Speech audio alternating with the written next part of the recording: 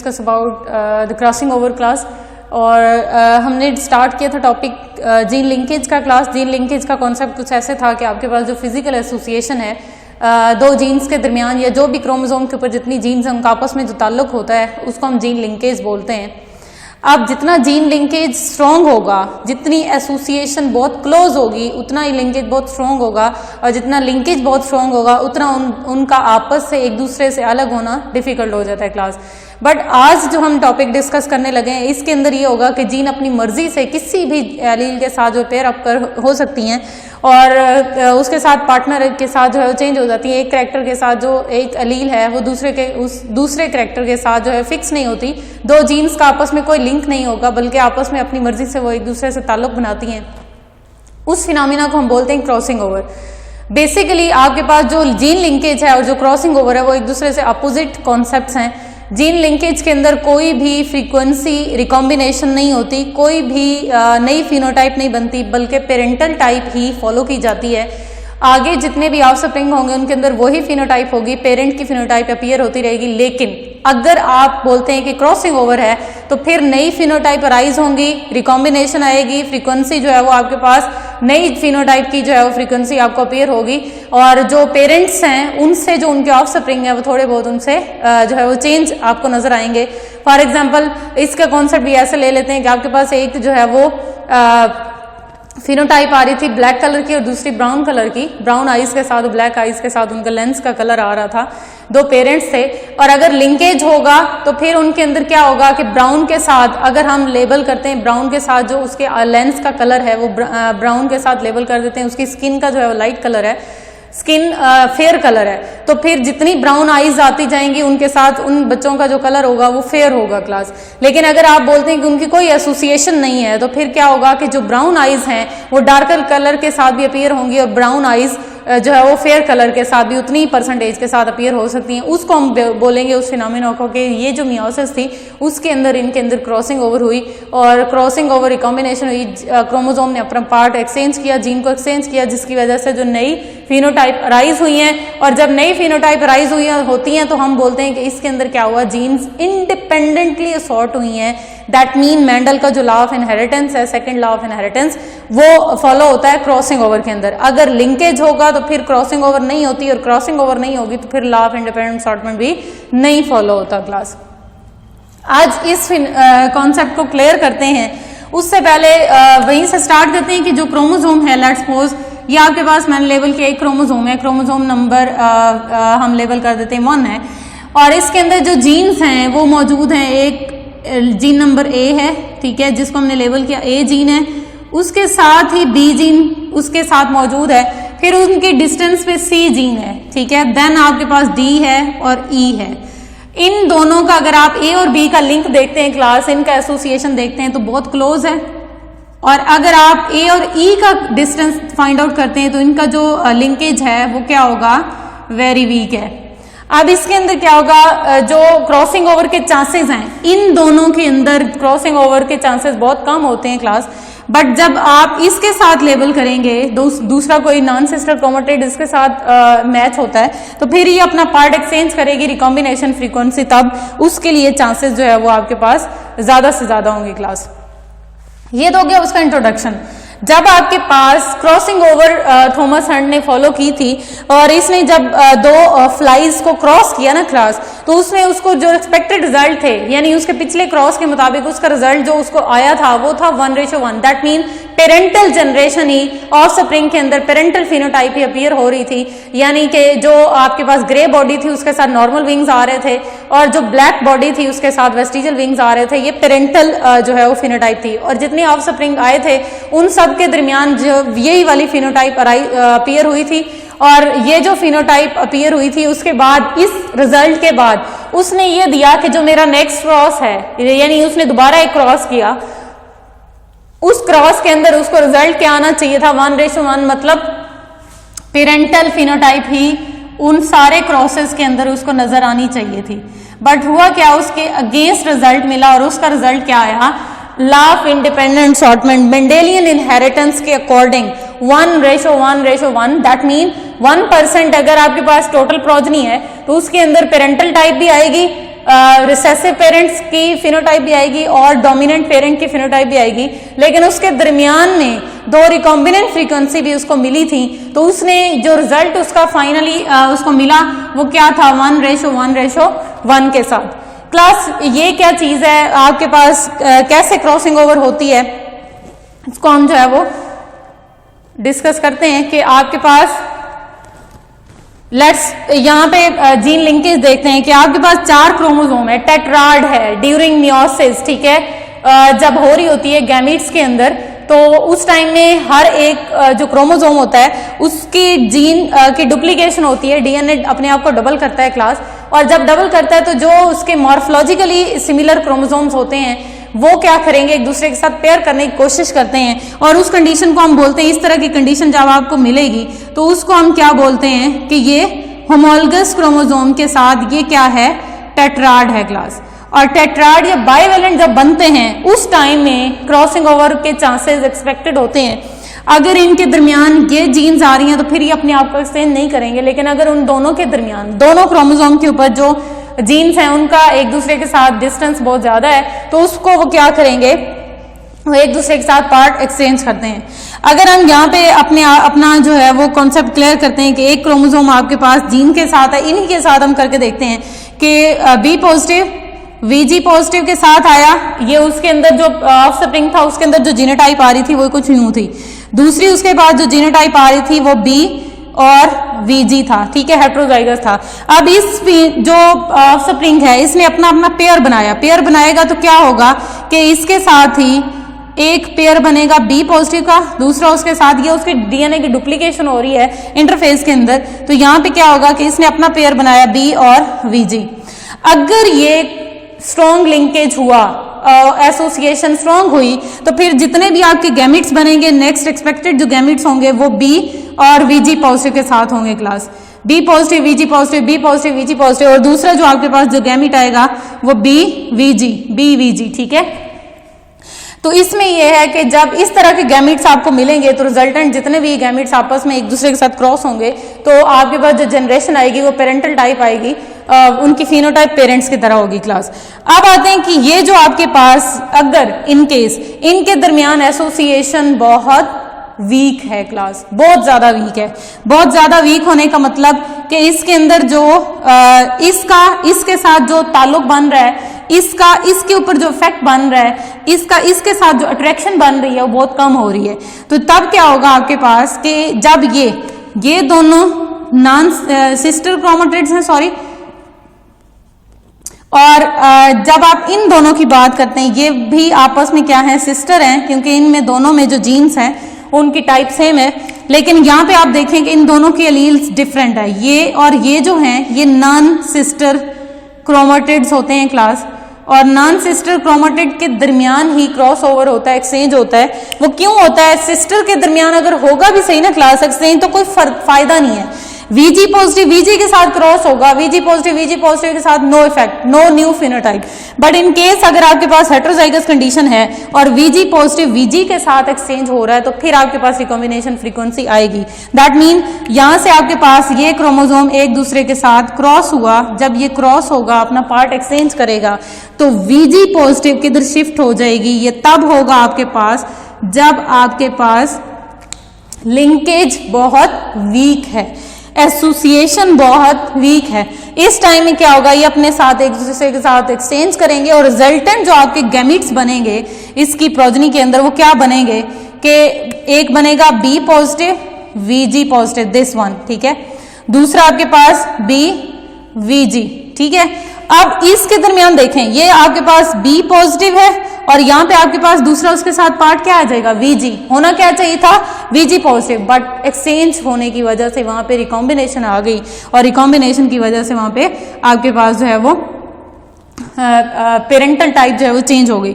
अब नेक्स्ट आपके पास क्या, बी और इसके साथ क्या आ गया, बी के साथ वीजी पॉजिटिव, ये आपके पास जो है वो एक्सपेक्टेड गैमिट्स बनेंगे और जब गैमिट्स बनेंगे तो आपका रिजल्ट है वो क्या होगा, रिकॉम्बिनेशन के साथ आएगा, उसकी जो फिनोटाइप है वो चेंज हो जाएगी।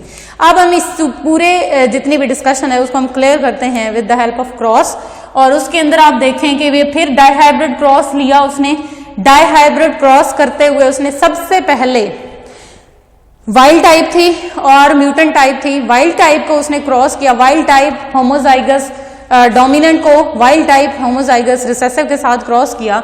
जो क्रॉस आपके स्टार्ट में नहीं दिया हुआ, उस क्रॉस की कुछ फिनोटाइप आपके पास यूं है, जीनोटाइप सॉरी, उसमें ये होगा कि B positive, VG positive, VG positive, this is true breed. इसको क्रॉस करवाया स्टार्ट में, जब क्रॉस करवाया तो बी वीजी, बी वीजी के साथ, ये उसके साथ उसने क्रॉसिंग की, तो उसका रिजल्टेंट ऑफ स्प्रिंग क्या होगा, B positive, VG positive, B VG, ठीक है, ये इसका रिजल्ट आया। ये हेट्रोजाइगस है, दिस वन इज F1। ये आप डिटेल से आपको पता है कि F1 कैसे बनेगा। पेरेंटल ट्रू ब्रीड को हम क्रॉस करेंगे, उनके गैमीट बनाएंगे, उनके गैमीट को हम आपस में फ्यूज करेंगे, तो आपके पास फर्स्ट फिलियल जनरेशन आएगी, दिस वन। अब इस फिलियल जनरेशन के अंदर रिकॉम्बिनेशन फ्रीक्वेंसी कितनी है, कितने चांसेस हैं, कौन सी जीन लिंक है, कौन सी नहीं है, इस चीज को आइडेंटिफाई करने के लिए हम टेस्ट क्रॉस करते हैं।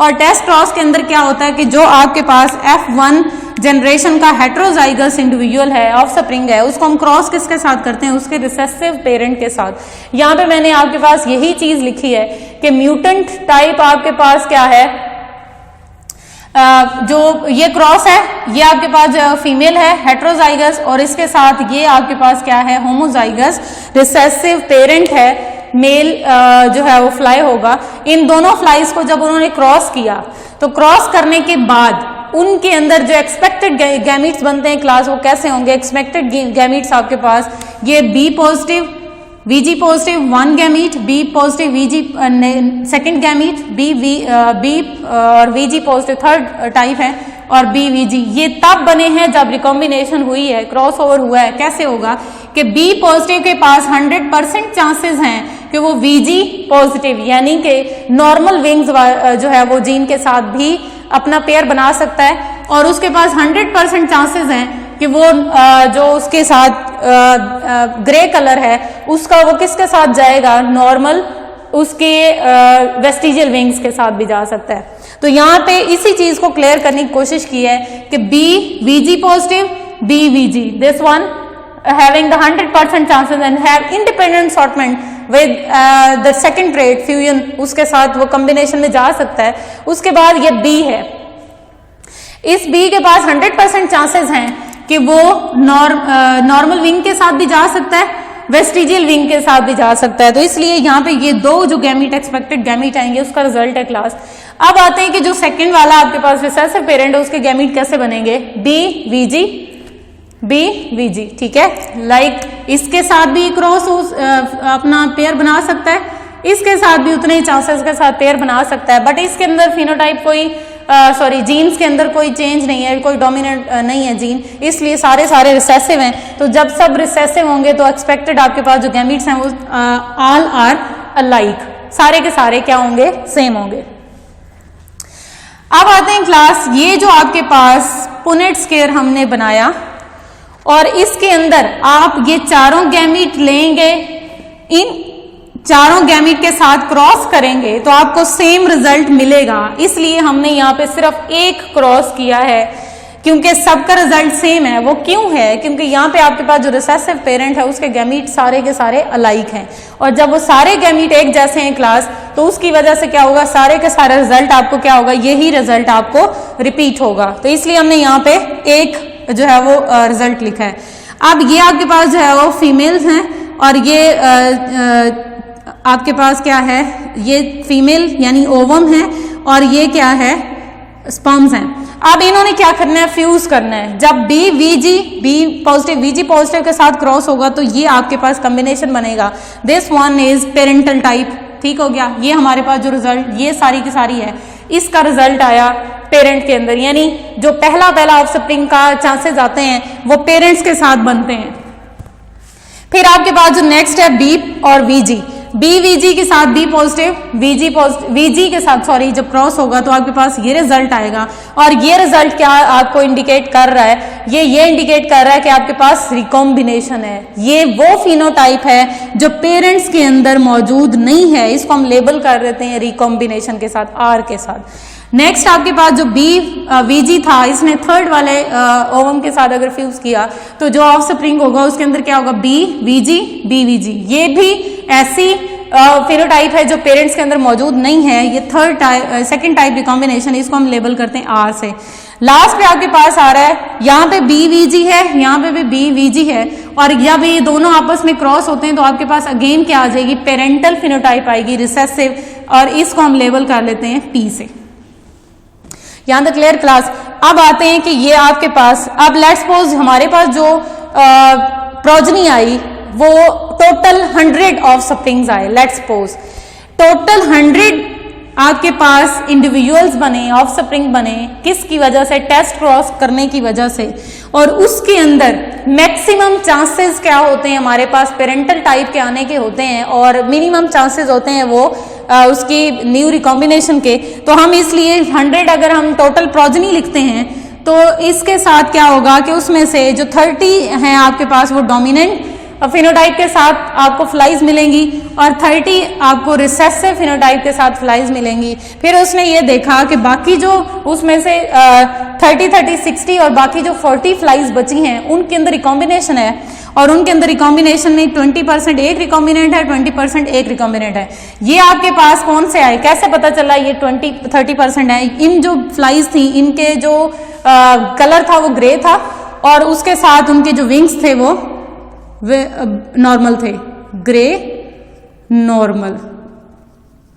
ठीक, नेक्स्ट आपके पास जो रिकॉम्बिनेशन आया, उसने फ्लाइज काउंट की तो वो 20 थी उस 100 में से, तो उसको कैसे पता चला कि ये 20 होंगी? उसने उसकी फिनोटाइप काउंट की तो उसमें ये मिला उसको ग्रे वेस्टिजियल। होना क्या चाहिए था, अगर लिंकेज होता तो ग्रे नॉर्मल, बट नेक्स्ट उसने रिकॉम्बिनेशन देखी तो 20 फ्लाइज ऐसी थी जिनके अंदर क्या था, ब्लैक और नॉर्मल। ठीक, लास्ट पे उसको जो रिकॉम्बिनेशन मिला वो ये मिला कि black with vestigial, this one is parental phenotype. अब ये दोनों रिकॉम्बिनेंट्स हैं क्लास, उसने रिकॉम्बिनेशन फ्रीक्वेंसी फाइंड आउट करने के लिए एक मेथोडोलॉजी दी है, एक फार्मूला आपको दिया है। टोटल प्रोजनी किसके इक्वल है, हमारे पास 100 के इक्वल है, और रिकॉम्बिनेशन फ्रीक्वेंसी फाइंड आउट करने के लिए जो फार्मूला यूज किया जाता है वो है टोटल नंबर ऑफ रिकॉम्बिनेंट्स, यानी आपकी जितनी प्रोजनी आई है फर्स्ट जनरेशन जो उसकी मिली है, जो ऑफस्प्रिंग आपको मिले हैं क्रॉस के बाद, वो उसके अंदर से कितने इंडिविजुअल रिकॉम्बिनेंट हैं, कितने इंडिविजुअल्स के अंदर नई फिनोटाइप पाई जा रही है, उसको हम बोलते हैं रिकॉम्बिनेशन। अब उसको आपने काउंट करना है, टोटल रिकॉम्बिनेंट्स जितने भी आए हैं उसके नीचे आपने क्या करना है, उसको डिवाइड करना है टोटल प्रोजनी से, टोटल नंबर ऑफ ऑफस्प्रिंग से, वो कितने आपके पास 100। Let me label that total number of recombinant 20 + 20 is equal to 40, और डिवाइड 100 मल्टीप्लाई 100 क्लास। अब ये क्या होगा कि आपके पास ये टोटल आपके पास क्या आ जाएगी, 40%। क्लियर? तो आपके पास जो रिकॉम्बिनेशन फ्रीक्वेंसी है वो कितनी आएगी, 40% चांसेस हैं कि आपको नई फिनोटाइप जो है वो मिल सकती है। उस नई फिनोटाइप से आपके पास जो है वो 40% आपके पास चांसेस हैं कि आपकी रिकॉम्बिनेशन आ सकती है क्लास। अब आते हैं कि ये 40% हम लिखते क्यों हैं, वो इसलिए क्लास कि जो क्रोमोजोम है, ठीक है, लेट मी लेबल हेयर, इस क्रोमोजोम के अंदर एक आपके पास जीन है बी पॉजिटिव, दूसरी जीन है आपके पास VG पॉजिटिव, दूसरा क्रोमोजोम जो इसका नॉन सिस्टर है, इसके साथ इधर इसका सिस्टर होगा, दूसरा इसका सिस्टर होगा, इसके पास क्या होगा, यहाँ पे B है, यहाँ पे VG है, इसका ये होमोलगस है, B positive VG positive B VG। ठीक है, हुआ क्या, आपने कहा कि ये एक्सचेंज होगा तो आपके पास रिकॉम्बिनेशन आएगी। ये जो 40% चांसेस है, इसका मतलब ये है VG पॉजिटिव B पॉजिटिव के दरमियान जो डिस्टेंस है वो 40 यूनिट्स का है, यानी 40 यूनिट आपके पास एक जीन दूसरे जीन से डिस्टेंस पे। जितना ये यूनिट्स बढ़ते जाएंगे उतना रिकॉम्बिनेशन की फ्रीक्वेंसी का जो चांसेस हैं वो बढ़ते जाते हैं। जितना ये यूनिट्स कम होते जाएंगे उतनी उनके अंदर लिंकेज स्ट्रांग होता जाएगा, एसोसिएशन स्ट्रांग होता जाएगा, और जितना उनके लिंकेज स्ट्रांग होगा उतना रिकॉम्बिनेशन फ्रीक्वेंसी जो है वो कम होगी क्लास। दैट मीन 40% तो बहुत ज्यादा चांसेस हैं कि वो जीन्स एक दूसरे के साथ अपना फिजिकल एसोसिएशन जो है वो क्रॉस कर सकते हैं, एक्सचेंज कर सकते हैं। और इन यूनिट्स को, ये जो मैंने आपको बोला कि इसके इतने यूनिट्स अपार्ट हैं, एक यूनिट को हम नाम देते हैं सेंटीमॉर्गन या फिर CM। तो 1 centimorgan that mean 1% recombination frequency, 2 centimorgan that mean 2 जो है वो आपके पास 2% recombination frequency. Here we have collect 40% recombination frequency that mean 40 centimorgan. Recombination frequency को यूनिट आपके पास क्या होता है, सेंटीमॉर्गन होता है, और जितना आपके पास बढ़ता जाएगा सेंटीमॉर्गन उतनी आपके पास रिकॉम्बिनेशन फ्रीक्वेंसी इंक्रीज होती जाएगी। क्लास, उम्मीद करती हूँ कि आपको आज का लेक्चर भी समझ आया होगा, कॉन्सेप्ट क्लियर हुआ होगा। जीन लिंकेज क्रॉसिंग ओवर के अंदर जो है वो बिल्कुल अपोजिट कॉन्सेप्ट है एक दूसरे के साथ। एक में एसोसिएशन होती है, क्रॉसिंग ओवर नहीं होती, दूसरे में एसोसिएशन कम होती है और रिकॉम्बिनेशन बन जाती है, नई नई फिनोटाइप अराइज होती हैं। क्रॉसिंग ओवर जो है वो किस चीज़ को फॉलो करवा रहा होता है, लॉ ऑफ इंडिपेंडेंट असॉर्टमेंट को, और जो जीन लिंकेज है वो उसको फॉलो नहीं करता। क्यों नहीं करता? क्योंकि लिंकेज बहुत स्ट्रांग होता है, जीन्स एक दूसरे से अपार्ट नहीं जाती हैं, एक दूसरे से अलग नहीं हो सकती हैं। नेक्स्ट लेक्चर के साथ